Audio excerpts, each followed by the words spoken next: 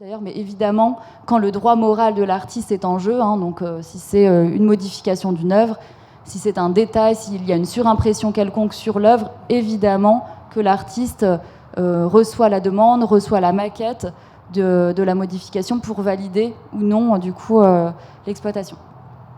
Donc ça, c'était vraiment la gestion œuvre par œuvre. C'est un utilisateur sait très bien quelle œuvre il souhaite reproduire. Dans d'autres cas, on signe également des contrats généraux avec des utilisateurs. C'est lorsqu'ils reproduisent vraiment un très très grand nombre d'œuvres. Alors là, les contrats généraux, on les évoque pour notamment la télé, mais aussi des très grands sites internet et certains réseaux sociaux.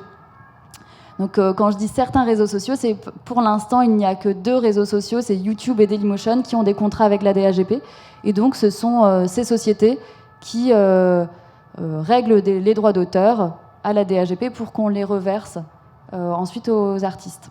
Pour tous les autres réseaux sociaux, donc ces sociétés-là sont opposées au principe du droit d'auteur, ne veulent pas en entendre parler, ne veulent pas régler de droits, et donc dans ces cas-là, renvoient au détenteur de chaque profil la responsabilité du contenu qui a été posté. Et donc actuellement, et ça va changer, mais du coup je vous le présenterai ensuite, mais actuellement ce sont les musées ou ce sont les sociétés commerciales qui ont créé eux-mêmes leur propre profil et qui postent des œuvres, des arts visuels sur leur profil, qui font les demandes à la DAGP et qui règlent les droits.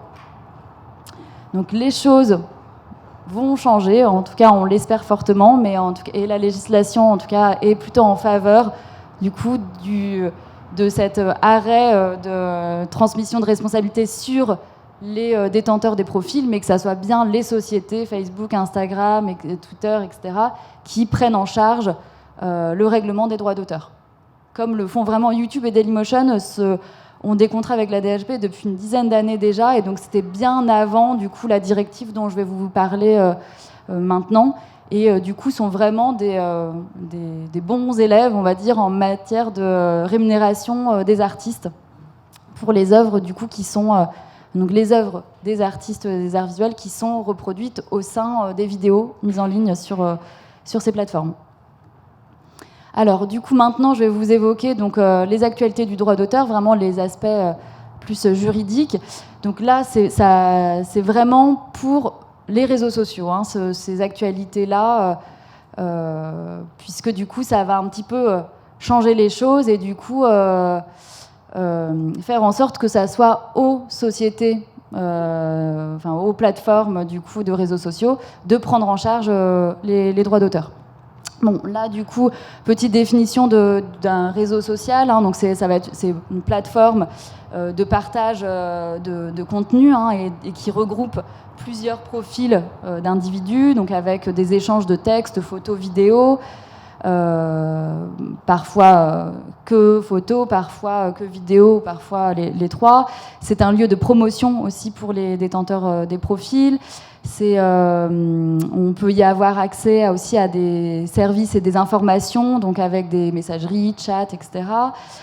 Différentes fonctionnalités, avec des moteurs de recherche, pouvoir gérer plusieurs niveaux d'espace relationnel, etc. Et avec, bien entendu, des déclinaisons professionnelles aussi pour les sociétés commerciales, avec la possibilité d'acheter de l'espace publicitaire. Quelques chiffres. Donc là, en octobre 2021, en termes d'audience, donc le plus grand réseau social, c'est Facebook. Donc là, l'audience est mondiale. Donc du coup, Facebook, c'est 2,9 milliards d'utilisateurs.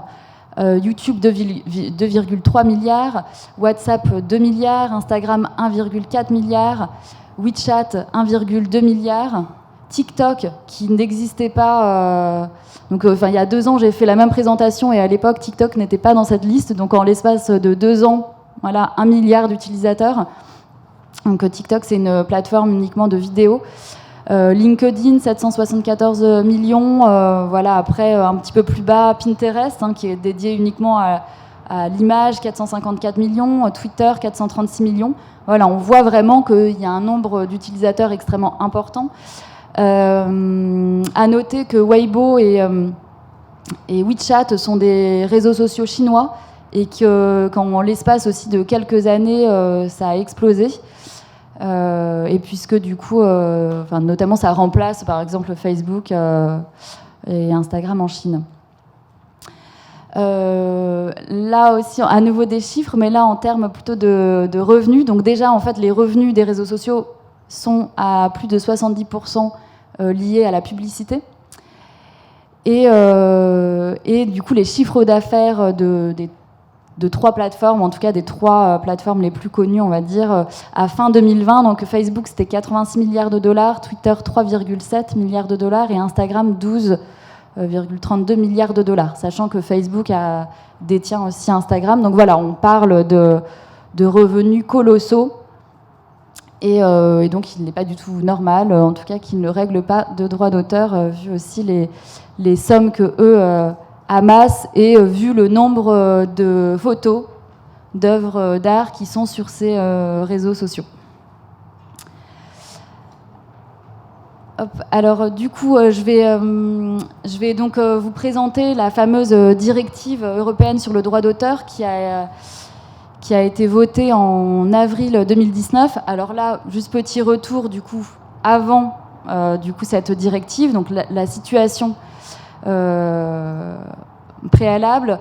Donc là, je vais vous présenter notamment la stratégie des réseaux sociaux pour ne pas acquitter du droit d'auteur, avec 2 aspects, le régime de responsabilité que j'évoquais déjà tout à l'heure, c'est-à-dire qu'eux disent qu'ils ne sont pas responsables des contenus et renvoient la responsabilité vers les détenteurs de profils.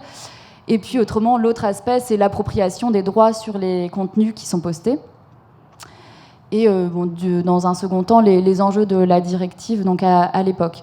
Donc en termes de régime de responsabilité, donc la grande différence quand même entre un site internet et un réseau social, c'est qu'un site internet a le statut d'éditeur en ligne, hein, donc c'est l'éditeur du site, et il est responsable des contenus qu'il publie.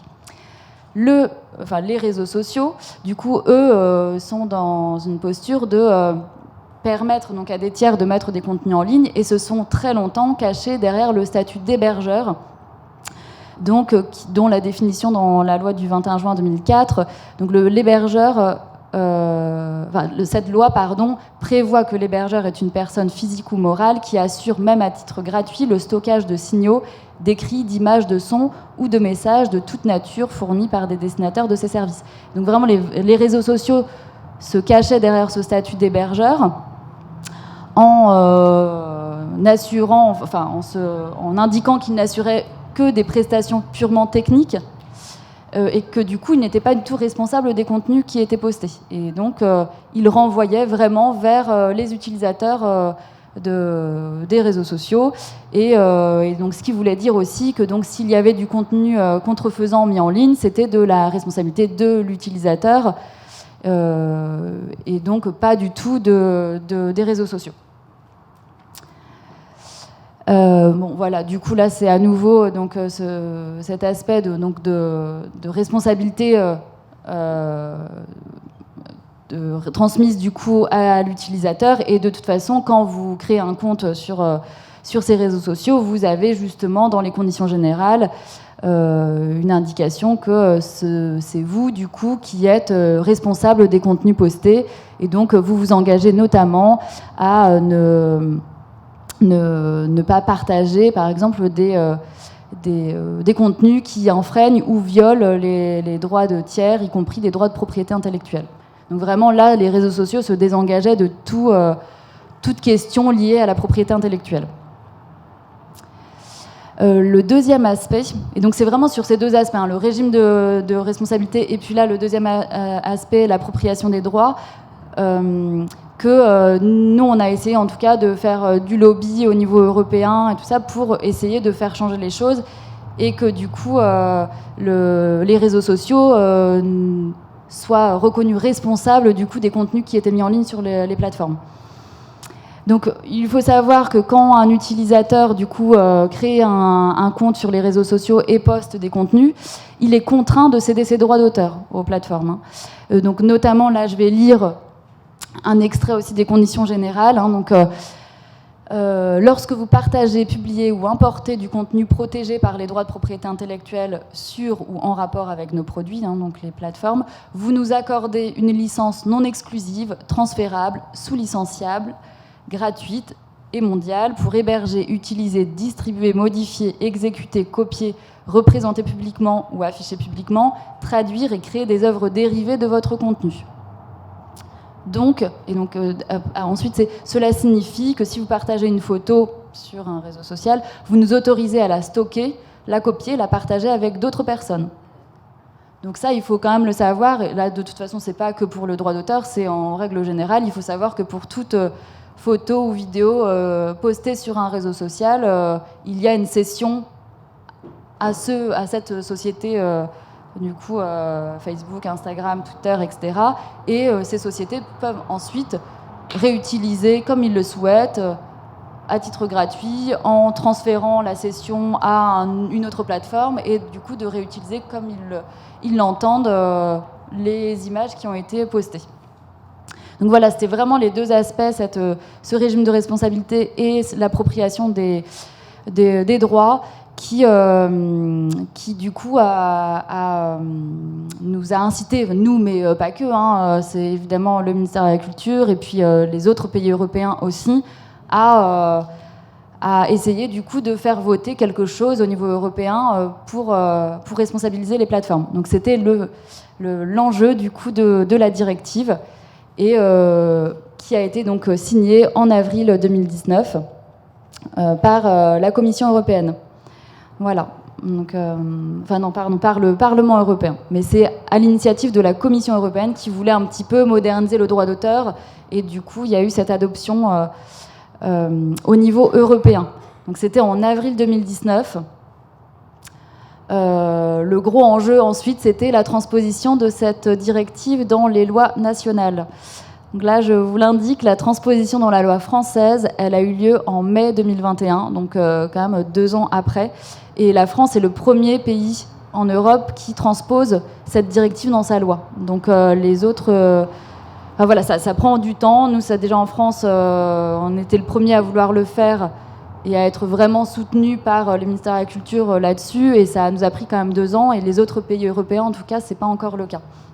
Et donc cette fameuse directive européenne, du coup, a un article 17 qui prévoit que les plateformes de partage de contenu en ligne sont responsables des contenus. Donc ils ne pourront plus se cacher derrière ce statut d'hébergeur et du coup de transférer la responsabilité sur les utilisateurs des profils. Et ils ont donc l'obligation de rémunérer les titulaires de droits pour toute communication publique des œuvres protégées.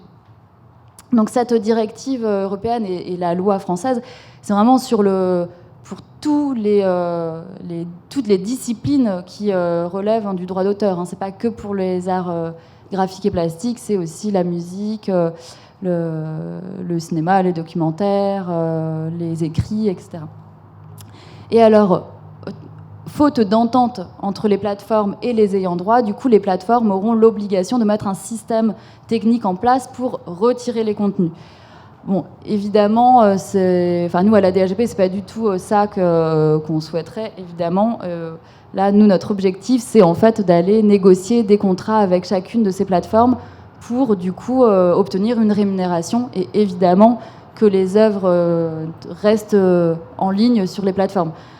De toute façon, ce système technique pour empêcher la mise en ligne et donc le retrait de tous les contenus paraît de toute façon dans la pratique infaisable, puisque vu le nombre d'images postées sur les réseaux sociaux, ça serait beaucoup trop compliqué, même pour ces plateformes, de procéder vraiment au retrait de toutes ces images. Déjà, de toute façon, de les identifier et ensuite de les retirer.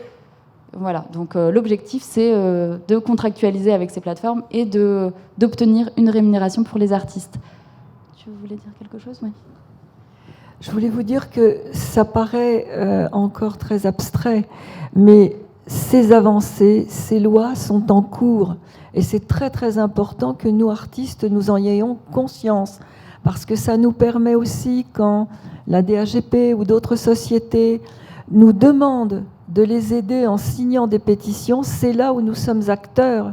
Et non seulement pour aujourd'hui, pour nous, mais demain, pour ceux qui vont nous succéder. Donc ce qui se passe là et ce qui s'est passé est un énorme pas en avant. Et je dois dire que la DAGP a été parmi les plus combattantes. Et nous en avons fait des voyages, croyez-moi, pour le droit de suite à Genève, à Strasbourg, à Bruxelles, pour défendre tous ces droits. Et nous restons mobilisés. Donc en tant qu'artistes, je vous le dis, c'est un grand progrès, mais restons mobilisés parce que la DAGP, si elle se bat pour nous, elle a aussi besoin de nous.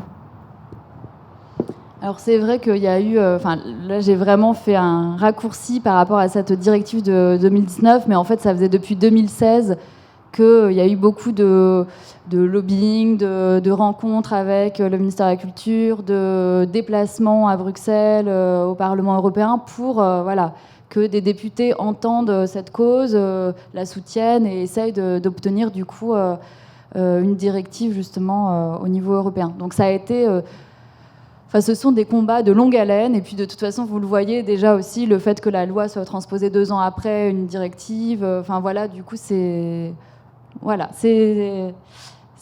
de longs combats. Et donc, justement, là, les enjeux, comme je vous le disais, c'est maintenant de négocier avec chaque plateforme une par une.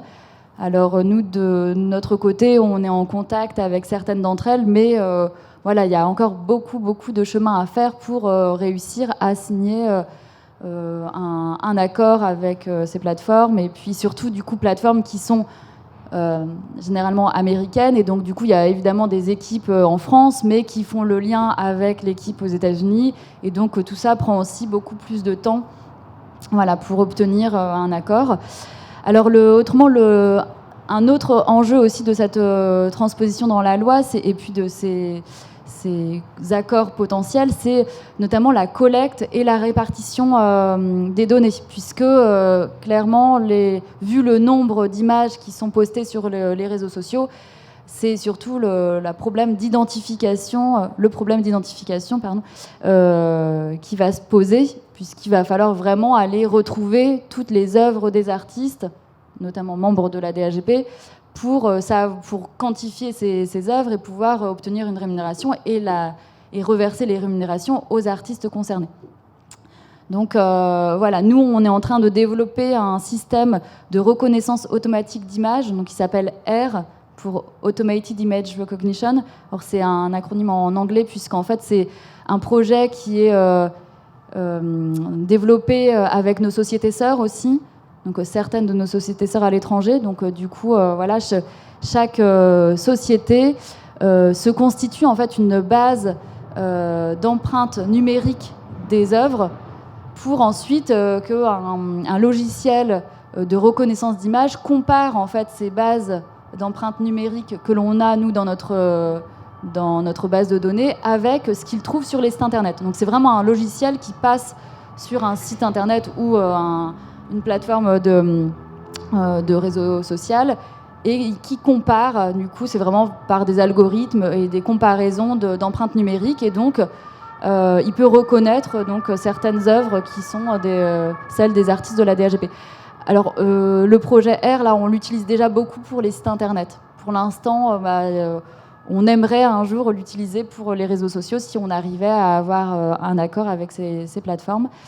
Et par contre, le grand enjeu de ce projet de reconnaissance d'images, c'est qu'évidemment, il faut qu'on ait une base d'empreintes numériques suffisante pour reconnaître le plus d'images d'artistes sur les plateformes. Pour l'instant, on en est à 900 000 images à peu près dans cette base de données, mais ce qui est bien trop peu au vu du nombre de créations qu'un artiste peut faire. Enfin, si c'est un photographe ou un illustrateur, il peut y avoir vraiment des centaines, des milliers d'œuvres par artiste, donc 900 000, c'est vraiment trop peu. Voilà, donc on est en train de se constituer cette base d'empreintes numériques. Et donc ensuite, le dernier des enjeux, en fait, la directive règle le problème du régime de responsabilité dont je vous parlais tout à l'heure, puisque là, donc, les plateformes sont rendues responsables. Par contre, la directive ne règle pas le problème d'appropriation du contenu. Donc, du coup, les plateformes peuvent toujours, enfin, c'est même pas peuvent, du coup, obligent en fait les utilisateurs à céder leurs droits, et donc peuvent s'approprier les contenus qui sont mis en ligne. Et donc, Voilà, il faut quand même avoir toujours une vigilance vis-à-vis des plateformes quand même en tant qu'artiste, hein.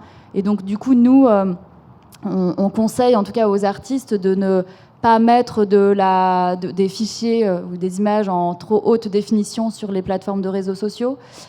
Comme ça, si jamais c'était réutilisé, du coup, si c'est pas en haute définition, bah, du coup, ça ne servira pas pour faire un sac ou une affiche en grand format ou des choses comme ça. Donc, du coup, voilà, de la basse définition, de ne pas mettre toutes vos œuvres sur les réseaux sociaux et plutôt de faire des liens vers votre propre site internet, par exemple, ou vers un site internet qui, pour le coup, lui, règle des droits d'auteur, ou voilà, où vous savez que du coup le droit d'auteur est respecté sur ce site, mais en tout cas, voilà, ne pas mettre toutes vos œuvres pas en haute définition et plutôt privilégier des liens vers d'autres sites, et le vôtre notamment.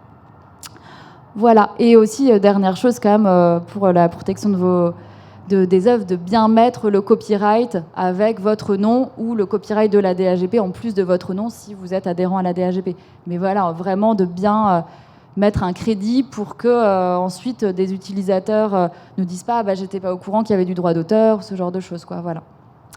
Je me permets de dire que quand vous mettez une image, je sais c'est un peu casse-pied, hein, je suis artiste, je sais de quoi je parle, il faut bien mettre image par image le copyright. Ne pas dire c'est global, je l'ai fait. Parce que c'est la meilleure façon de vous protéger de le faire image par image. C'est un peu casse-pied, je suis la première à le reconnaître, mais c'est efficace.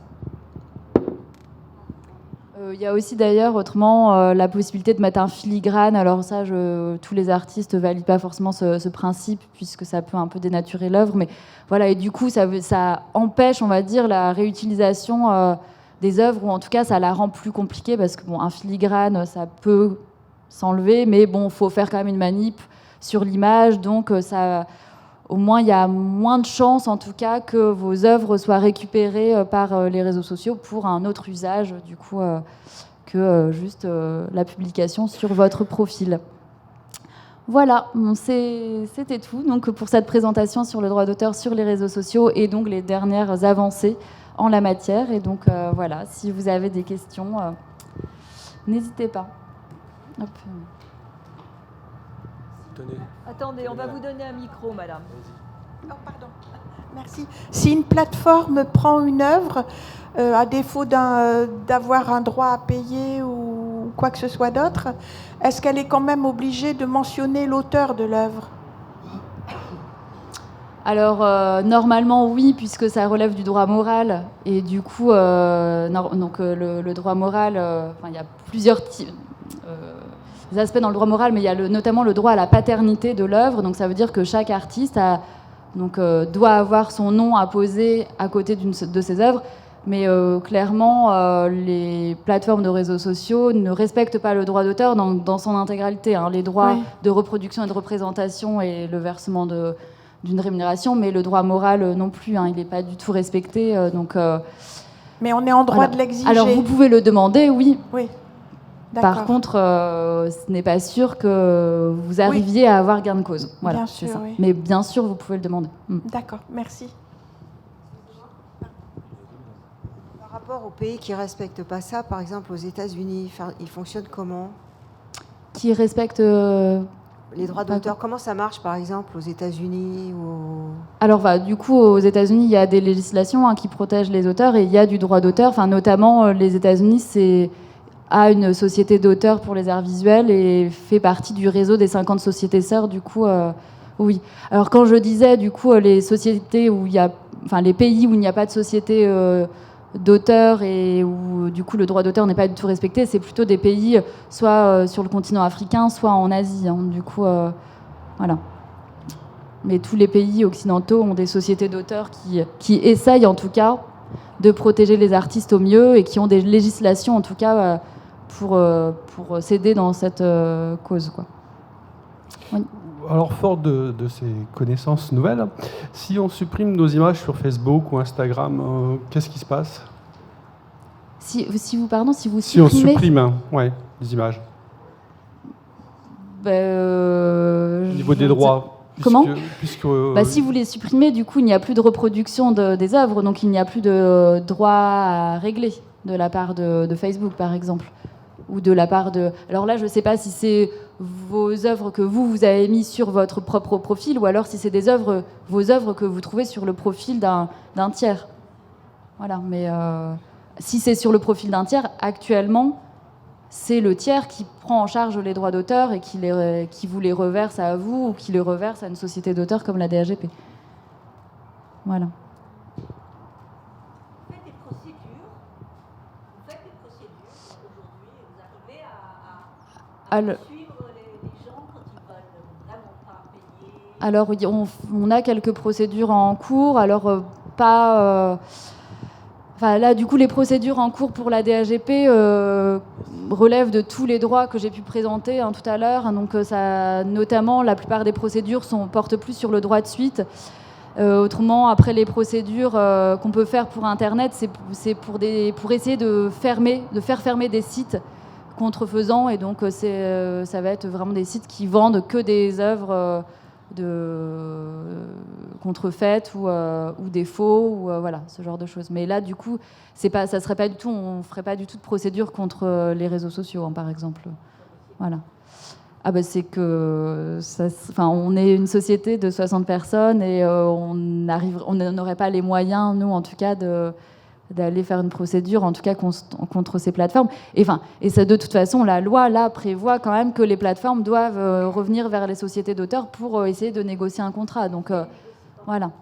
Alors si elles négocient, si elles négocient pas, le moyen c'est que les plateformes retirent tous les contenus relevant du droit d'auteur. C'est ça, du coup, les deux aspects pour l'instant. Voilà. Oui, je ne sais pas s'il y a un micro...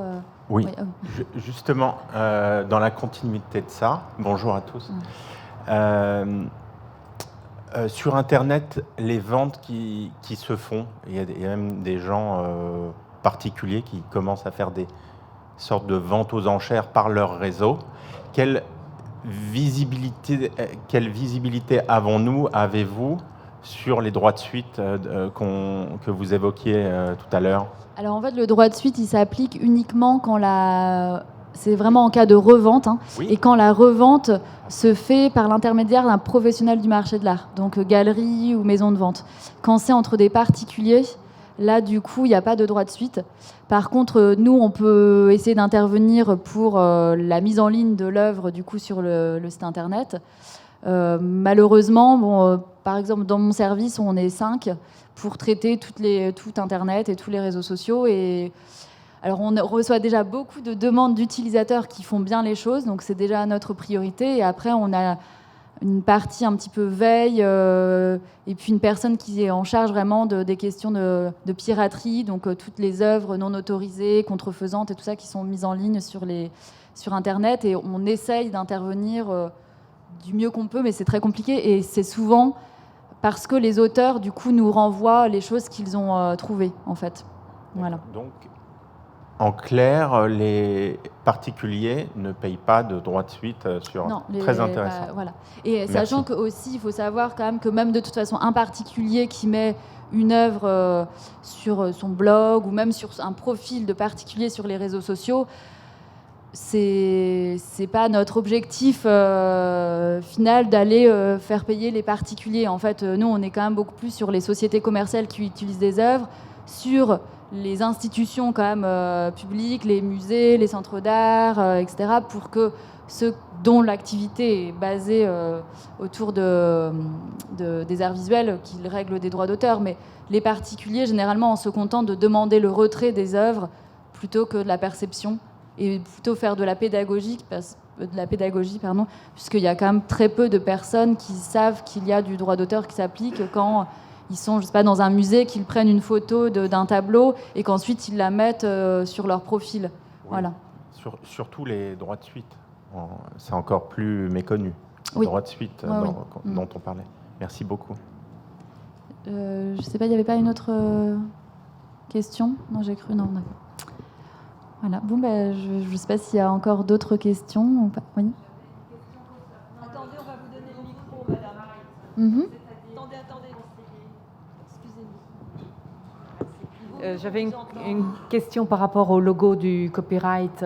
Vous nous conseillez de le poser, c'est-à-dire d'avoir à côté de notre image, de notre œuvre, le C, le petit C, la copyright. Et de le poser à côté de l'œuvre. C'est ça, mais avec du coup votre nom Bien sûr. à côté, quoi, pour qu'on sache du coup que les droits d'auteur sont gérés par cette personne. Et sachant que si vous êtes adhérent à la DAGP, du coup, c'est le copyright et ADAGP qui est mis à côté, puisque c'est la DAGP, du coup, qui est titulaire des droits de reproduction de l'artiste membre.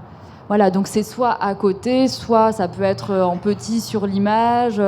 Voilà, là, c'est à vous de voir aussi comment vous souhaitez à un moment donné, insérer, du coup, y compris dans le texte. Enfin, je veux dire, le texte à propos de la photo. Ah bah oui, oui. Voilà. Ça peut être dans le texte, oui, bien sûr. Okay. Alors après, il faut toujours avoir en tête quand même que si ce n'est pas sur l'image, elle peut très bien être copiée sans Tout le à texte, fait. et donc du coup, il n'y aura plus le copyright. Okay. Voilà. Très bien, merci. Voilà. Bon, bah, il me semble qu'il est 14h, donc s'il n'y a plus de questions... Ah oui. Petite question vous pouvez prendre le micro peut-être.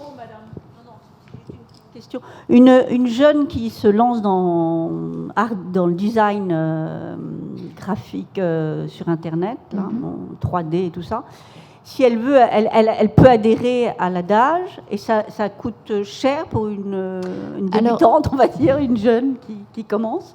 L'adhésion, non. Alors l'adhésion, elle est de 15,24 €. Ça correspond à donc oui, c'est pour la vie. Hein. C'est juste une fois. Vous payez une fois et vous adhérez pour le restant de votre vie. 15,24 €, ça correspond aux 100 francs, et du coup ça correspond à une part sociale en fait de la société, et donc puisque vous devenez associé en fait de la DAGP, et du coup à tout moment aussi, si vous souhaitez démissionner, on vous rend du coup ces 15,24 € d'adhésion. Voilà. Vous conseillerez à ces jeunes qui débutent sur Internet, dans ces graphiques, d'adhérer à l'adage, à la DAGP, pardon.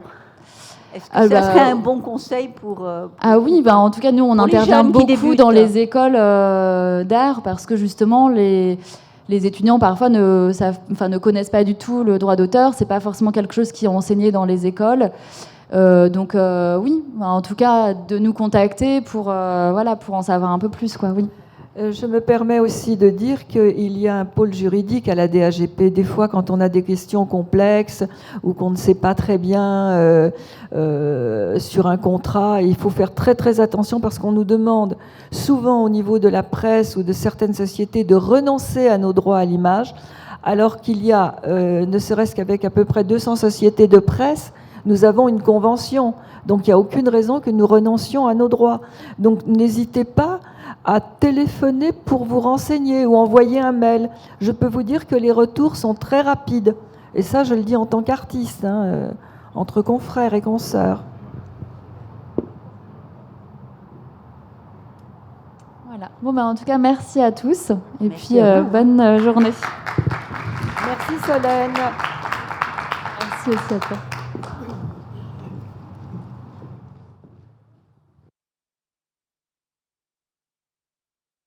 Pas la plus agréable et la plus sympathique en tant qu'artiste de remettre à d'autres artistes des soutiens à la création. Je voudrais d'abord remercier le président du Salon d'automne, Denis Legrand, pour son accueil, et Annie Cholet, qui toujours nous accueille avec beaucoup de gentillesse, de chaleur, nous chouchoute, et c'est très important.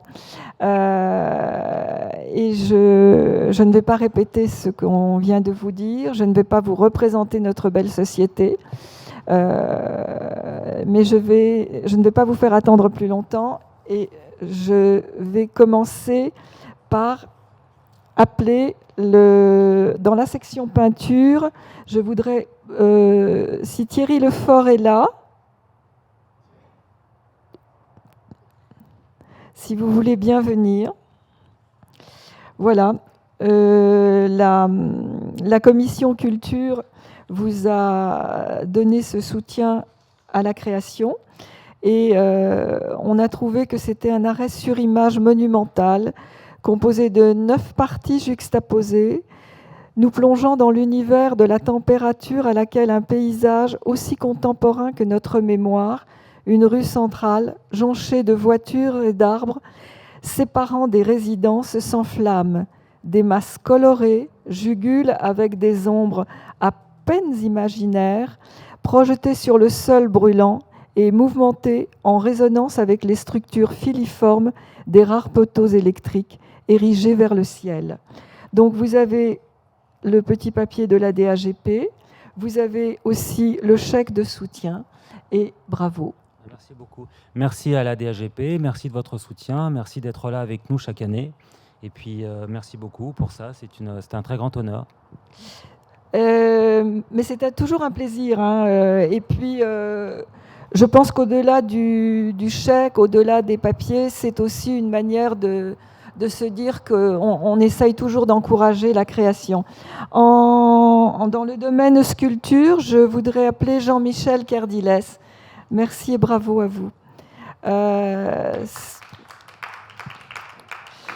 C'est un envol, c'est une grande vague, une feuille déployée, autant d'associations imagées que le sculpteur céramiste suscite sans pour autant taire par les déchirures en marge de cette bande figée, reposant uniquement au centre et marquée au pinceau par des traces linéaires en noir et blanc, les fragilités de tout mouvement dont les envies de la vie témoignent par cette articulation de beaux volumes.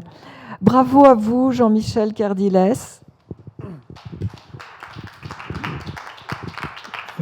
Merci pour ce beau texte et merci pour le regard porté sur le travail que je présente cette année au Salon d'automne. Et puis merci pour le travail également et bravo pour tout ce que vous avez présenté aujourd'hui. Bonne continuation et j'espère pouvoir vous rejoindre aussi.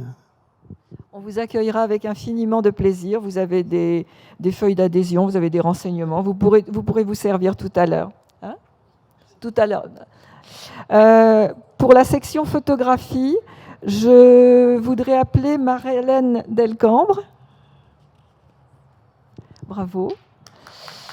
Et on a trouvé que par cet accord soigneusement articulé entre 4 photographies prises de 4 intérieurs confinés, animés par une mise en scène précise et précieuse, centrée sur la protagoniste en 4 différentes situations cocasses et absurdes à la fois, dans un décor très recherché, elle nous rappelle non seulement l'univers de poupées artificielles, mais aussi la futilité de tout geste associé à la vie dans notre intimité.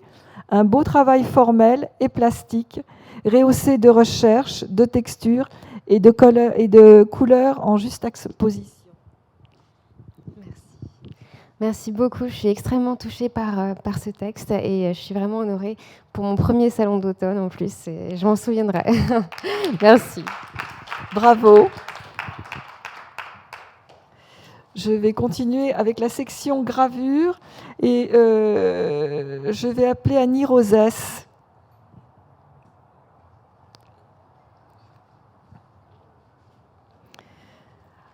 Le mystère qui se dégage des univers merveilleusement traités en diverses écritures monochromes dans les 3 gravures, toutes invitant le regard à apprivoiser les subtilités à travers lesquelles la nature se déploie, au-delà des métamorphoses jusqu'à de nouvelles architectures sculpturales censées nous ancrer le temps d'une réflexion.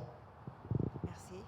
Je vous remercie beaucoup et ça m'encourage aussi à poursuivre dans mes expériences de gravure contemporaine parce que parfois la gravure apparaît un petit peu comme un art austère et un petit peu en dehors de l'art contemporain, enfin du grand... Donc ça fait beaucoup plaisir. Je vous remercie beaucoup.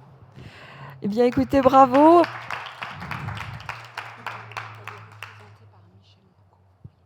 D'accord. Alors, est représentée par Michel Boucaud, la section livre d'artistes. Donc, je ne sais pas si Michel Boucaud est là, mais ça a été attribué à Edith Schmidt, qui a fait 7 doubles pages carrées en zinc gravées à l'eau forte, d'une force monumentale et intime à la fois, chacune témoignant d'un mystère à peine déchiffrable, tant les lettres enchevêtrées, juxtaposées en immersion, en légère superposition, alternant l'amplitude ou le resserrement, reflet de mots mordus par le temps, qui s'imprègnent par un large éventail de contrastes de jeux de matière entre l'évidé, le plein et les textures gravées par la vie. Donc nous lui remettrons à travers Michel Boucault. Voilà. Merci. Et bravo à elle. Et je vais appeler pour la section art digital, donc Adèle Tilwin et Tyler Kaufman. Bravo à vous deux. Donc, vous deux, vous avez décliné en 6 vidéos illustrant 6 états émotionnels: la rage, la paix, l'attraction, l'attachement, l'envie et la stimulation. Mise en image et en son par 2 artistes scientifiques avec le concours de laboratoires scientifiques, l'expérience dictée par la mesure visuelle et sonore à laquelle les artistes contemporains invitent à explorer, nous immerge dans l'univers poétique, imagé et musical de ces états et nous incite à arpenter autrement notre réalité de tous les jours. Bravo. Merci beaucoup. Merci infiniment pour cette récompense et cette très belle opportunité. On est très touchés et absolument ravis. Et on espère oui, pouvoir présenter à nouveau ce projet au maximum. On est vraiment très très contents. Peut-être que... Ouais, je voulais juste dire un grand merci. On est vraiment touchés. C'est un honneur d'être dans la même chambre de tout le monde ici. Je sais, on fait un style très différent et nouveau et ça nous fait grand plaisir de vous connecter. Merci beaucoup. C'est un grand honneur et j'adore votre association. Ben, nous aussi. Merci à vous tous. Bravo. En tous les cas, j'espère vous retrouver l'année prochaine avec encore plus d'énergie, encore plus de créativité. Et je vous souhaite une heureuse fin d'année à tous et merci d'avoir été là. Et bravo à tous. Au revoir.